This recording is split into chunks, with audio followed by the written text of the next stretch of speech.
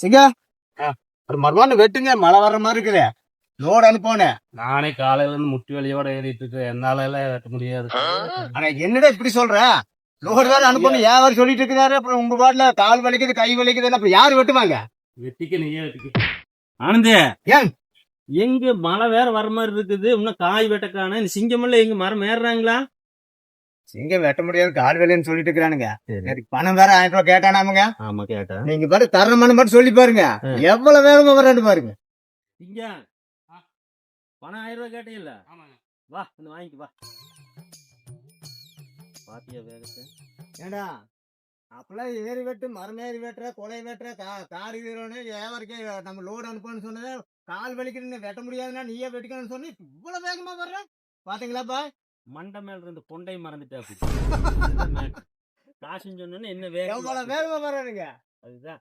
சரி சாயங்காலமா வாங்கிக்கலாம். போய் அங்க இருக்கிற 10 மரத்தை நீ தான் வெட்டணும் போ.